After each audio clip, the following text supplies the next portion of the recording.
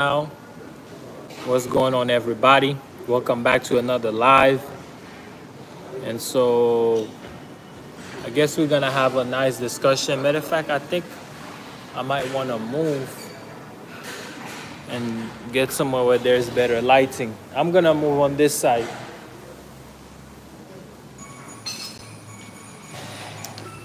Okay, I think there's probably better lighting on this side right here. How you doing? Thank you. It's okay. Can you get me another cup like this one? All right. All right, y'all. What's going on? Right now, I'm getting ready to have some tea in case you might be wondering. So, this is called dawa. It's like ginger tea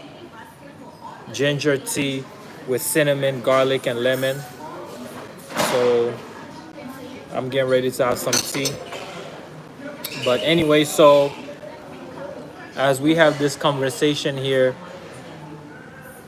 tonight, living in Kenya, which country is that? I mean, which city in Kenya is actually better to live in? All right, so that's the conversation that we're having right now. Thank you. All right, so that's the conversation that we're having right now. Which city is better to live in Kenya? All right, so if you're able to hear me, let me know you're able to hear the live stream. All right,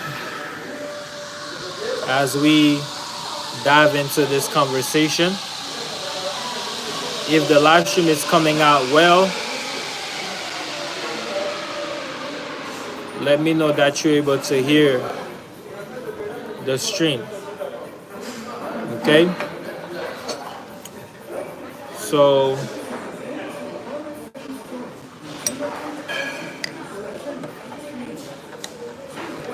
the conversation we're having tonight, a lot of people are wondering, okay, which city that is preferable to live in, living in Kenya. And of course, you know, this is just my opinion based on my experience having been living in Kenya for like 6 months now, really. So I've been able to experience different cities in Kenya, different atmospheres at different time periods. So, of course, I'm sharing with you guys my experience as it relates to those places, okay? Now, first and foremost, let's just talk about Kenya in general, just overall, before I even get into Nairobi or Mombasa. Let's just bring the big picture. You know, Kenya is a great country, okay? There is a lot of, I would say, vibrant life here, a lot of nature. Matter of fact, let's start with the environment, right? Just environmentally, like there's beautiful nature everywhere, different styles of landscapes, okay? So that is number one. You have mountains, you have lakes, you have rivers, you have the ocean, you have also the coastal lines with the tropical weather. Then you have I will call it like a subtropical, but more so leaning on the tropical side. But it's definitely cooler weather. Okay. Literally, a bug just literally sat right on my camera, blocking my view. Like, yo, that bug is something else. But yeah, so let me just, matter of fact, let me tilt it this way. I hope the live is good. I hope you guys are able to see me well. But yeah, so landscape wise, I would say the landscape here is amazing. The wildlife, like I said, I was taken by the bug is bugging. Real talk. I was taking. I wouldn't say in awe, but just the beautiful wildlife that is found in Kenya. Of course, in West Africa, you have wildlife as well, but I experienced it here a lot more. Like monkeys, like where I stay at right now, there's monkeys literally outside of my door. And one time I was sitting on my balcony, and the monkeys came, and they was trying to eat my food. So just that naturistic, like living in harmony with the wild, like cohabitation, I can say, is just amazing. So the other aspect also is affordability. Regardless, for example, if you on the coastlines or you in Mombasa, or I mean not Mombasa but Nairobi, or any other region for that matter. Okay, just the affordability. I think overall, just majority of the countries that I've been to in Africa, I would say are relatively affordable to some degree, or to a great degree, depending on, I guess, your dynamics. But definitely, I would say it is affordable. Though I don't think that Kenya is the cheapest country to live in the whole continent of Africa. But overall,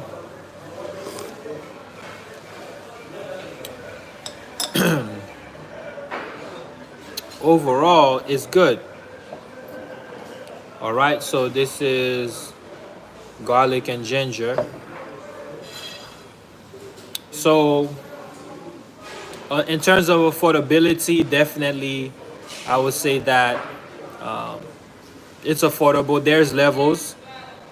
It doesn't matter what level you at. I feel like there is a place for everybody. Okay. So that's number one. Number two, or rather number three, when it comes to just how people connect with you. So I think when it comes to living at a wherever it is that you choose to live, I would say that you want to live in a friendly environment. And so when it comes to friendly environment, I mean, I don't know. I think if I was to compare Mombasa to Nairobi or Nairobi to Mombasa, I would say people are a lot more friendly in Mombasa, which is the coastline. Mombasa, Diani, Nyali, Kilifi, Bamburi. I would say that people are a lot more friendly on the coastline than in Nairobi. Nairobi sort of remind me of New York City, honestly. And not in a bad way. Nairobi remind me of New York City, but in a good way. Meaning people are still friendly in Nairobi, don't get me wrong. Very friendly, and the comparison that I'm making is in terms of the hustle. Okay, but there's still hospitality in Nairobi. But I would say people are a lot more warm, people are a lot more friendly, people are a lot more open in Mombasa. I would say Mombasa is more even family oriented. Like if let's say you want to bring your family, you have like your children, you want to bring them, I would say, I don't know. I think Mombasa would be the premier place for that. Most of the places that I went to, In Mombasa, all were family friendly. You have Mamangina Park, family friendly. You have all the different malls. Like all you see is just family, pregnant women and their babies and things of that nature. Even though there's other things that goes on in Mombasa, you don't really see it. It's not like in the open. You know what I mean? It's not in your face. And so people travel as a family from Nairobi to come and spend time in December in Mombasa. You know what I mean? So I would say when it comes to living, it depends on your structure. But let's say you someone who is more youthful, like for example for me, I don't know, it's still a debate, but I would say if I had to choose between living in Nairobi or living in Mombasa, it's a hard choice right now. It's a hard choice. I don't think I have a definite answer when it comes to if I had to live in one of them, where I would live. I think both of them offers a different way or different style of living. They're both very, very different. Like you cannot necessarily live how you live in Nairobi and Mombasa, or vice versa. And so it depends. Like if you're someone who likes to hustle, you like a more of a fast-paced life. You like just more, like just more scenery, more things to do. Then definitely I would say Nairobi is the place. Just in terms of vibrancy, you know what I mean? Just the vibration, the movements. You know, it's a lot more movements in Nairobi. But in terms of, let's say you're someone who may want to live like a slower pace, then definitely Mombasa is the place to be. And so I would say those are some of the comparisons. In terms of finances, when it comes to where is more expensive, is Mombasa more expensive than Nairobi? I think that's a toss-up. I would say that it depends on where you live. You know what I mean? Like you can live very cheap in Mombasa, but you can also do it also in Nairobi. It depends on where you are or what you're trying to do. When it comes to accessibility to food, amenities, both are the same. The difference is the weather. It's a lot cooler in Nairobi. It rains a lot more in Nairobi, I would say. So the weather is different. You know what I mean? So Nairobi is like the New York of Kenya. And Mombasa, I wouldn't compare Mombasa to Miami. I think I would say Mombasa is like, if I was to compare it to like a city, like a coastal beach type city, I will compare Mombasa to. You guys are closing? You closing? You closing? Huh? Almost. Okay. Okay then, no problem. You close. Oh, okay, okay. But what time do you close? What time you close? 12:30. Okay. Okay then. I was like, okay, it's time for me to go.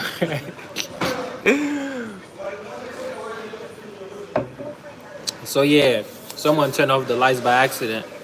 I thought they was telling me to get up out of there. So, like I was saying, if I was to compare Mombasa to a city, like a coastal city, I would say, I don't know if I would compare it to Miami. I think Miami's a little bit too vibrant. I'll probably compare it to like a Boca Raton. I would compare it to, so if you guys know Florida, and I'm gonna give you different regions in Florida and maybe some other states. I will compare it to like, I would say, damn, I'm even forgetting some of the cities in Florida now. There is this city right after right after Boca Raton, after West Palm. There's this other city. I forgot the name of the city. And I'm always there.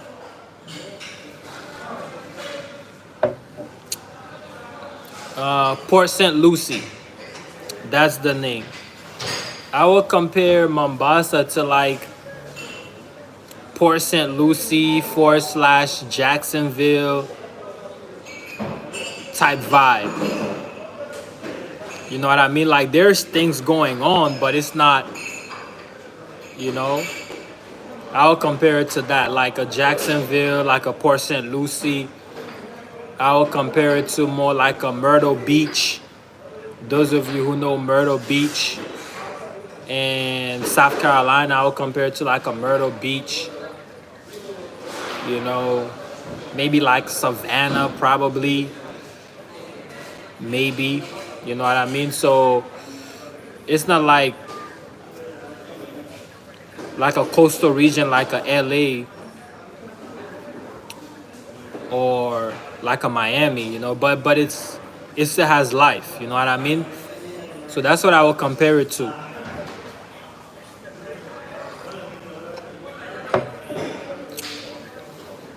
So as we move forward, I think in choosing a particular city in Kenya determines on your what you do, like your profession.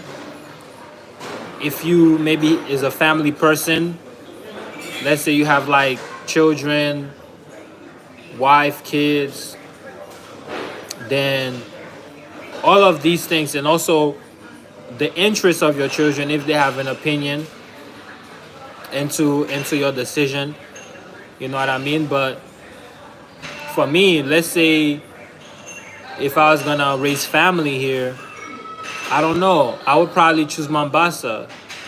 It would be a tough choice, but for family, I choose Mombasa over Nairobi. Just in terms of a family-friendly infrastructure, I think Mombasa do it. You know what I mean?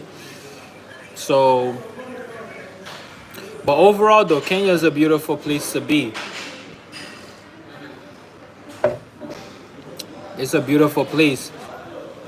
The hospitality, I would say, is up there. Like for example, when I was in Senegal, Senegal is known for its hospitality. Like they even call it the country of Taranga. Taranga, which means hospitality.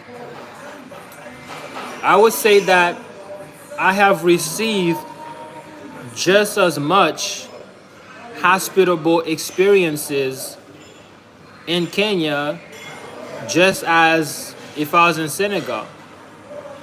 You know what I mean? So I think because of the vibrant nature of Nairobi and the constant grind, the hustle and bustle, the go-getter mentalities that a lot of people have, the hospitality aspect of it tend to, I would say, fall behind the eight ball. But at the same time, it's a very hospitable city for its size, for the movements, for the things that are happening there. I would say it's very hospitable and manageable. And so And then you have the outskirts of Nairobi. For example, you have like Nkasiri, which is another beautiful place that I've been to. It's like on the outskirts of Nairobi. You have Naivasha, you have Rift Valley area. Okay, you have Narok. All of these are like outside of Nairobi. An hour, 2 hours, 3 hours, outside of Nairobi. Okay, and then of course you have like some other cities like within the perimeters like Kilimani, Westlands, and stuff like that, which is like within the urban area or suburban areas of Nairobi. Those places are very hospitable.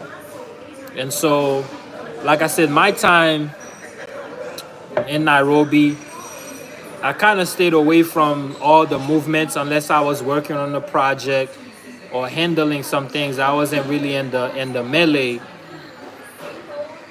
Excuse me, I wasn't really in the mix. I try to stay out of the way. And so, but at the same time, even services, like I have handled many professional services in the city.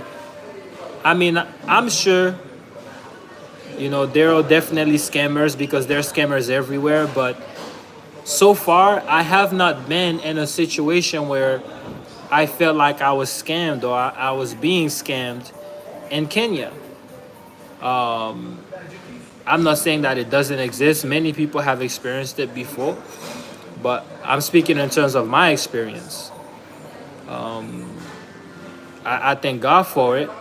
I thank God that He has kept me throughout this journey, and I have not had those experiences, and I do not wish to have any of those experiences either.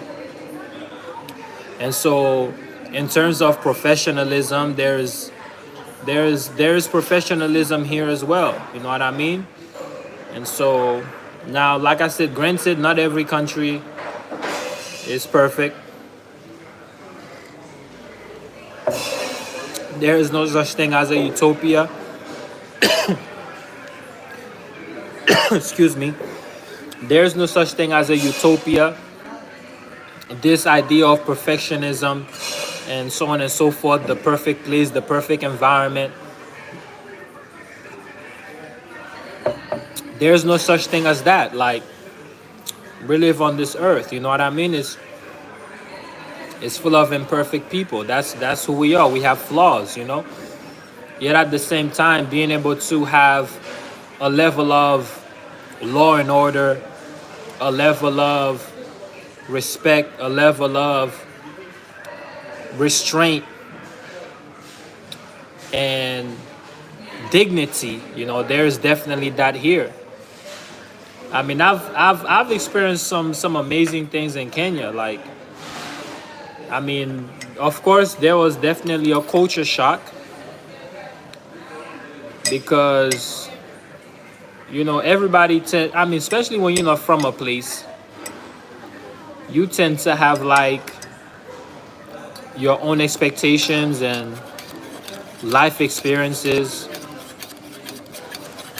and then over time you get to experience the reality. And I would say that I enjoyed the reality here in Kenya. It was great.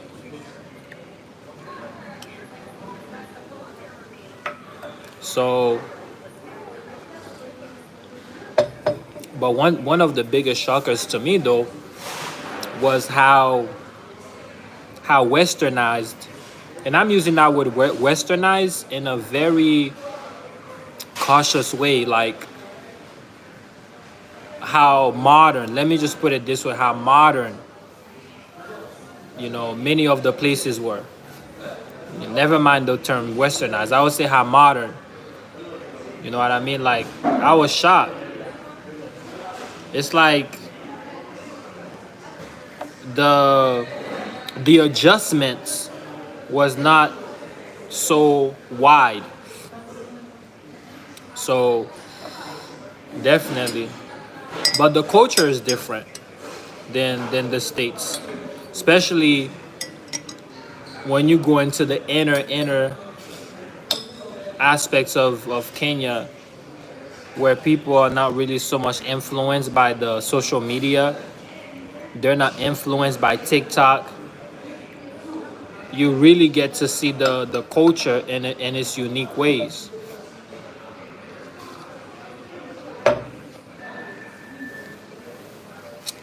Even to this day, I have the people from Maasai village. You guys have seen me in Maasai village. In fact, I was supposed to call the brother back. He called me yesterday, you know? So I still have connection with people from the villages, some of the villages that I visit to this day.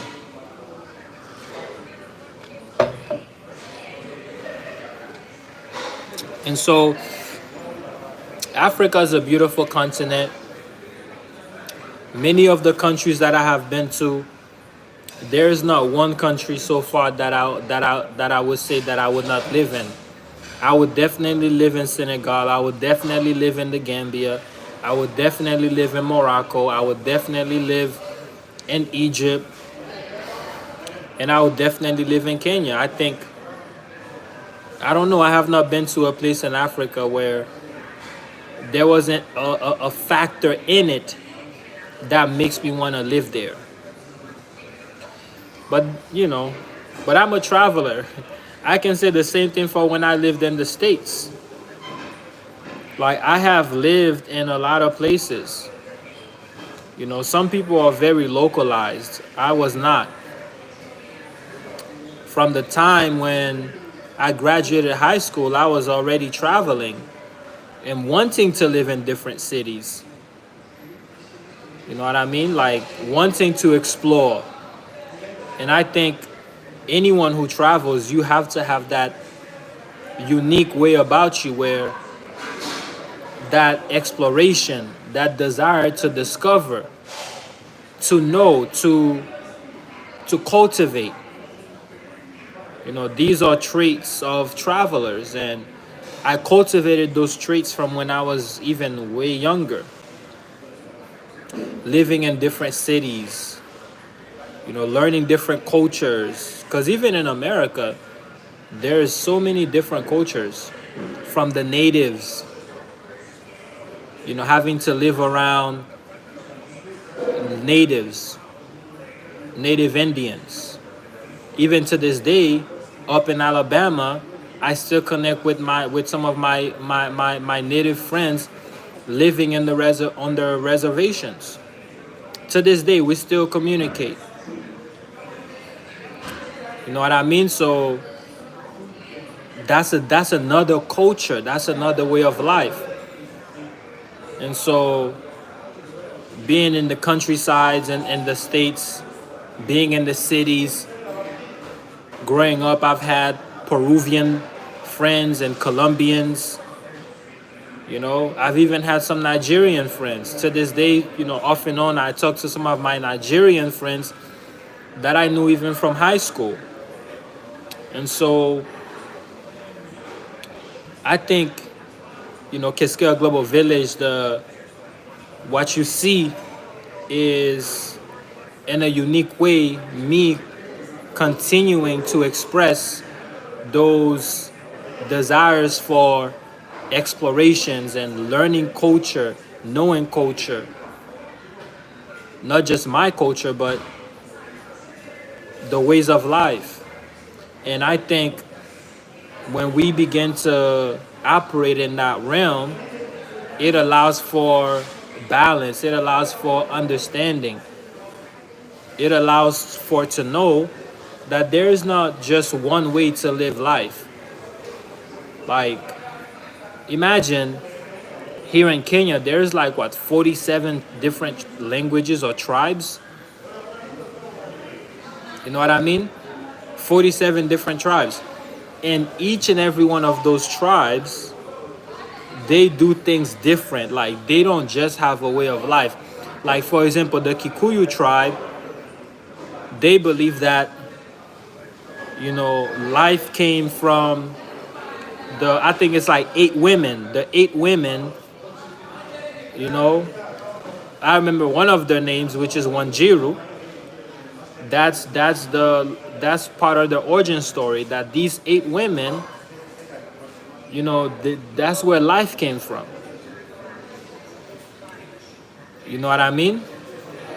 And so, but the Maasai's also, they have their way. The Maasai's are more like shepherds. You know what I mean? They're like nomads. Like for example, if I was to compare my life and how I choose to live, I would say my life structure is more like a Maasai. They choose to explore and navigate and still live according to principles. But to another person, they may be like, why are these Maasai's always moving? Because your culture doesn't align with the Maasai.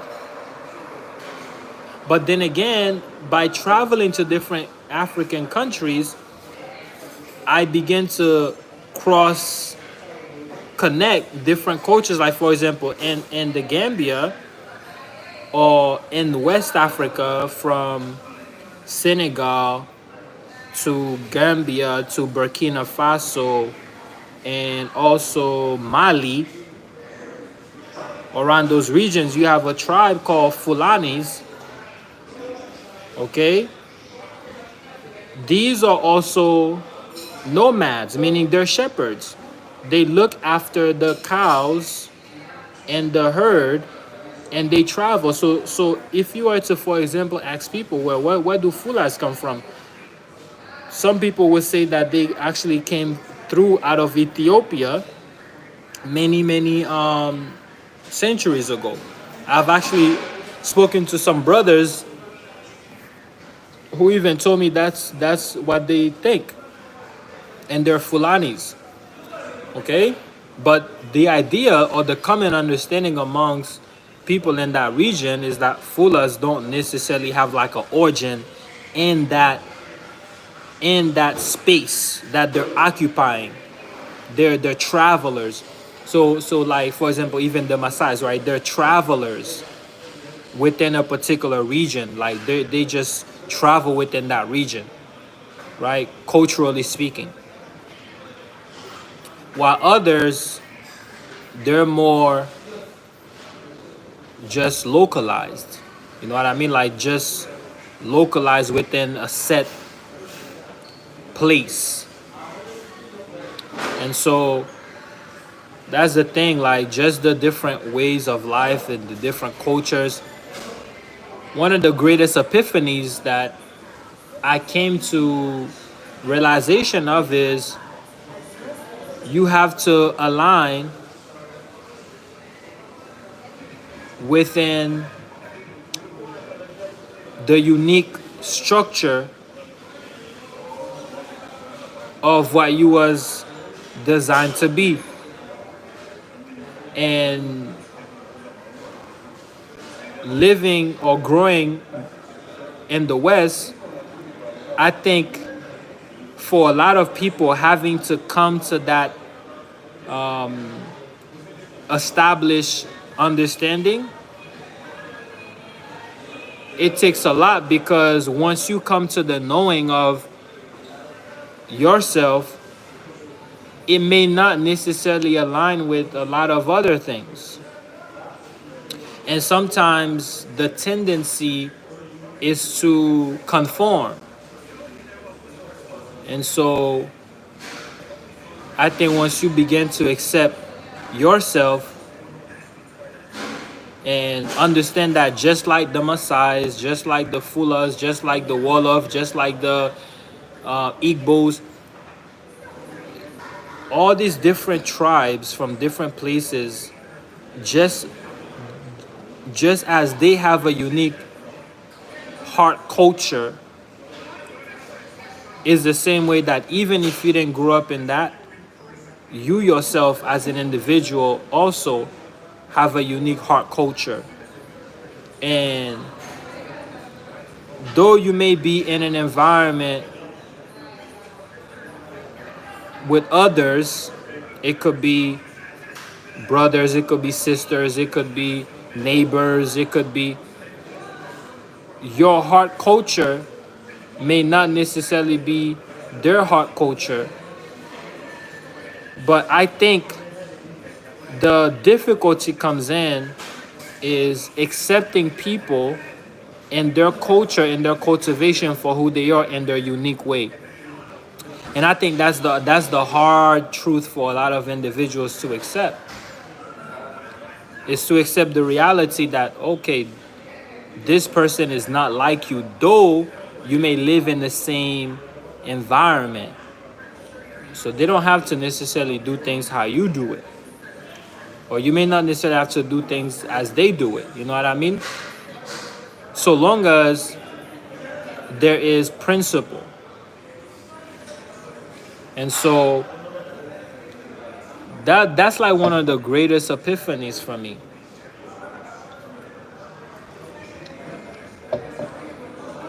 Is coming to the understanding of heart culture, yet sharing this ecosystem. You know what I mean? And so it's great. Like the way certain tribes and different people, the way they operate is like night and day. And what might be offensive to one may not be offensive to another. You know what I mean?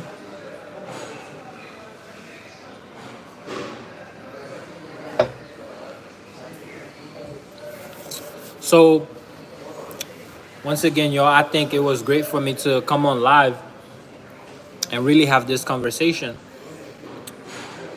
You know, it's a great conversation to have. You know, just having these epiphanies, like, and I think sometimes,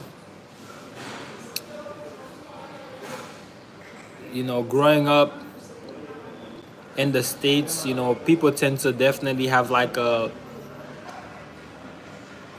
herd mentality, I would say. And so having individualism is important. Like, you know what I mean? It's a like unique tendencies.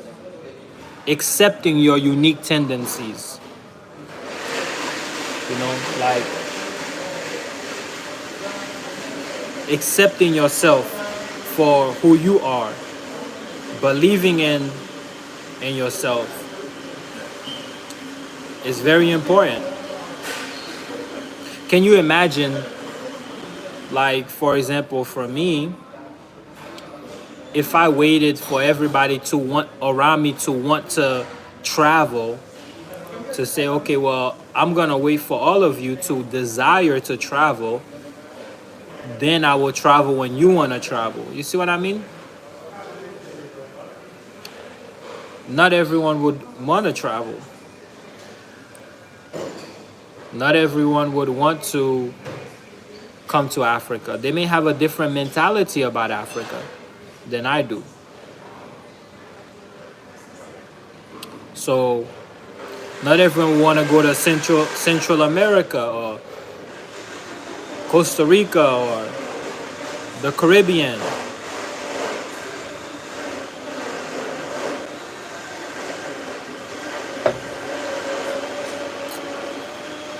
So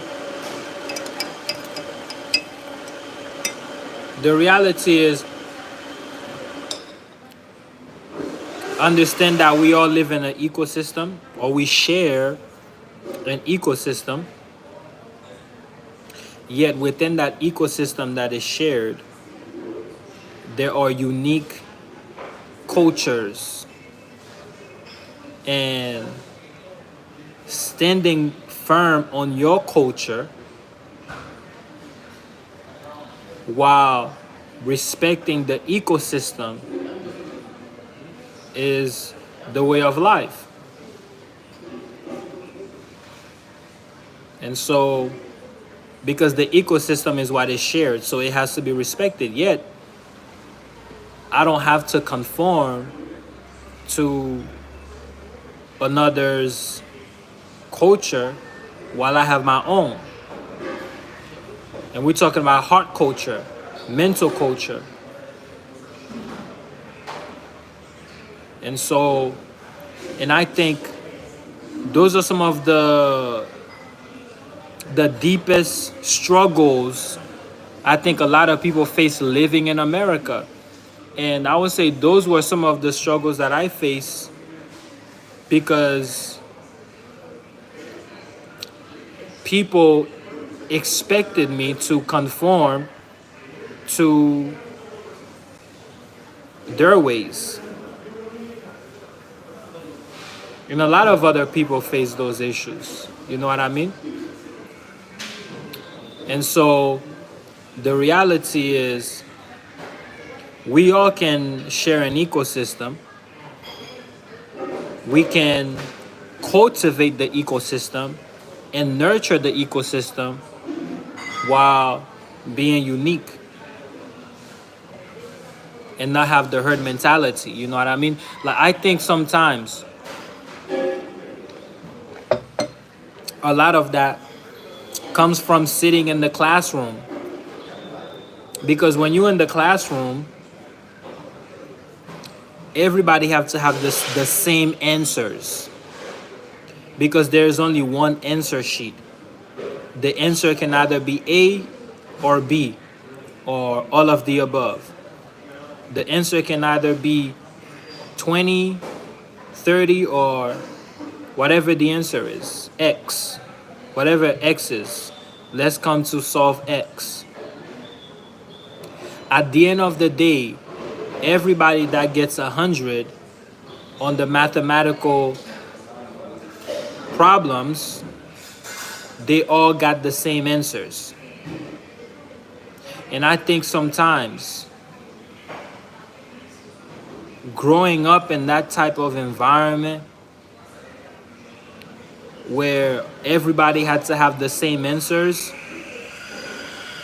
can be detrimental, because then you start taking those same tendencies to life. And life does not work like that. Okay? And so the classroom doesn't necessarily reflect the realities of life. The classroom is the classroom. But imagine growing up, that's all you know is to conform to the teacher and have the same answers. You know what I mean? It's herd mentality. It's to be perfect. Like, that's the whole mentality. It's to have this utopia, the perfect classroom. So every teacher, the goal is to have the highest percentile. It's to make sure that the classroom, everybody conforms. And so then you start growing up and think the classroom is reality. No, the classroom is not reality. The classroom is the classroom. It serves its purpose, which is to matriculate through these courses. But the courses are not a reflection of life. They are the courses for a set subject to achieve a set goal, which is an aspect, a minute aspect, but it doesn't reflect the entirety of life. It is an aspect which is to cultivate discipline, mental culture, and so on and so forth, consistency and things of that nature. And so when you begin to Oh, it's a wrap now.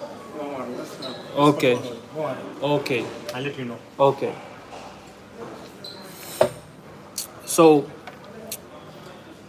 what I was gonna say is, if I remember my train of thought, like, okay, maybe my train of thought is gone. I was gonna say something about when you something, but the reality of what I'm saying is, yes, this is what I was gonna say. When you begin to live in an environment where there's 47 different tribes or many different languages within a set ecosystem, it's different. And I think for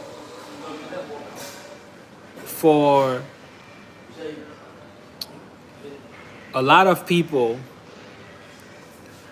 this environment suits them well because you already unique in your own right. So having your set ways, it's almost like you become your own tribe. You know what I mean? But it's not far-fetched. It's not far-fetched because there's so many others already around. So it's not like you're trying to be someone different, like as if you're better than the others, which is not. And that is not the truth. Yet I'm unique in my own ways. And I think in the States, it's a struggle because everybody wants to conform to this curriculum, for lack of a better term. And when you choose not to conform to this curriculum, then people don't really know how to be relatable because they can only conform to this curriculum. They only know this curriculum. You know what I mean? And so that's why, to me, I feel like everybody should travel the world if you can.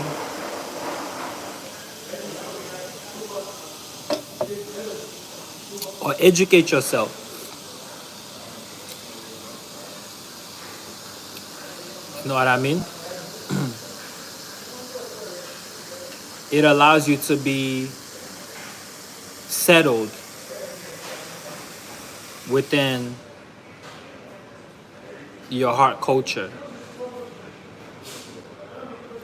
And so, going back to the main topic of discussion, which city is the best to live in, Mombasa or Nairobi? It goes back to your heart culture. And that is the answer. Like, what suits the nucleus of your mind in terms of pace, personalities, tendencies, and so on, profession. All of these things will then determine the ecosystem for your culture. Or maybe you may want to go to South Africa. And that's another thing too. I realize a lot of these brothers and sisters here, when I ask them which country that they would love to travel to outside of Africa or within Africa, they always tell me South Africa. I think South Africa is Kenyans' dream of going and visiting South Africa and Egypt. I get a lot of that. A lot of Kenyans want to go to South Africa. They want to go to Egypt. And then outside of that, a lot of them wants to go to the States and many parts of Europe. But once again, that's just to show you like people like to explore outside of what they know. And I think when you get an opportunity to explore outside of what you know, what it does, it gives you a level of acceptance for others because you get to see them in their element outside of yourself, and you get to come into their element outside of yourself and relate to that based on a lot of things that you know. So you'll be comparing and taking from them and them taking from you. Then the ecosystem becomes eco-friendly. You know what I mean?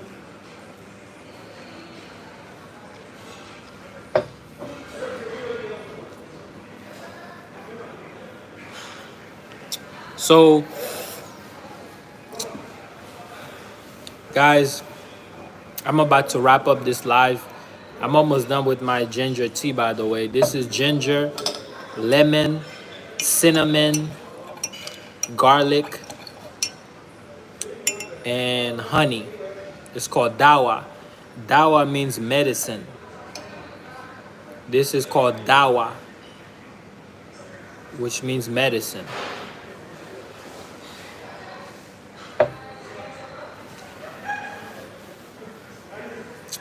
So yeah, right about now it's about 12 a.m. It's midnight on this side. And so I'm just having a late night tea, before we call it a night. So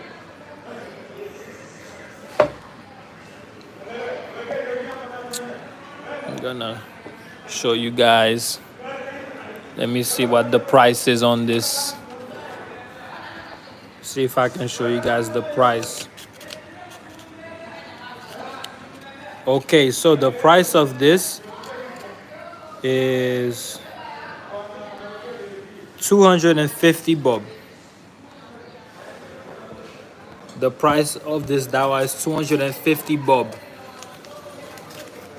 or 250 shillings, Kenyan shillings. Okay, $1 is 129 shillings. Sometimes 126, 129, 130. So that's about $2. I paid $2 for a whole cup of ginger tea with lemon, cinnamon, and garlic and honey. Okay, this is like a herbal tea. I paid 250 shillings.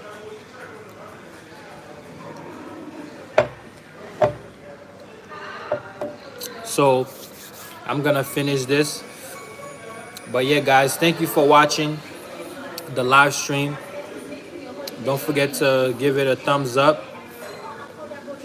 Those of you coming on, don't forget to like the stream. Share it. Kixkeya Global Village. We're sharing life experiences as we travel, growing and exploring, and becoming a better version of ourselves. And that's the goal every day. And so Mombasa is definitely a great city. It's mellow, very chill, quiet vibes.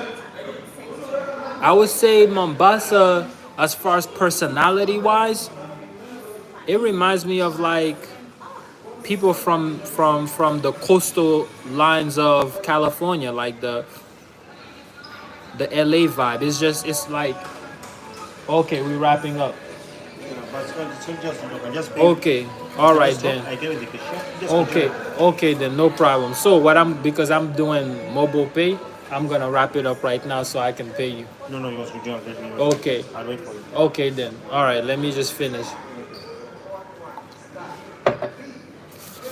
So yeah, guys, they finishing now. So I'm gonna catch you guys on another live stream.